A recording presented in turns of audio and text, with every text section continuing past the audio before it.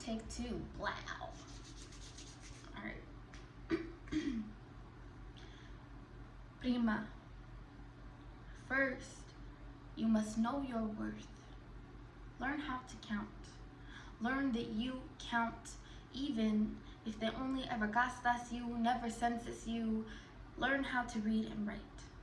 Learn how to read your rights and then write them. Learn how to document and immediately proceed to document your worth. Keep count. 73 soldiers, all men. Might as well have been a rout of knights. 800 bars of soap, livestock by the herd, food by the libra, nails, medicine, and powder by the onza.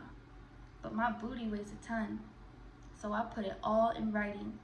Stood before the judge, but I wasn't interested in weddings or fooling around with slave hunters. Told the mayor I was no longer interested in Queretero free. I was interested in free.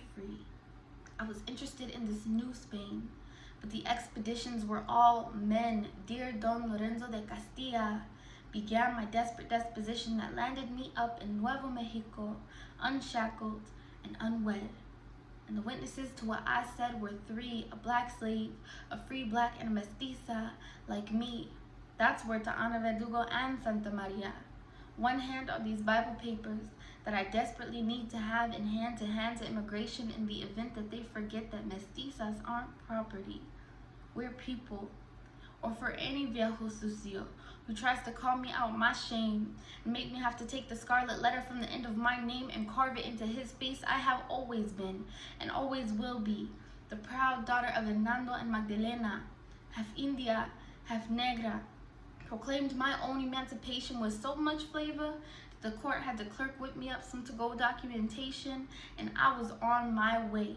No marriage or death certificate needed to put me in my place. No ceremonial baptism or having to beat a witchcraft case. Young lady, your only one-way ticket to taking up any amount of space, however big or small, is your pen or your balls.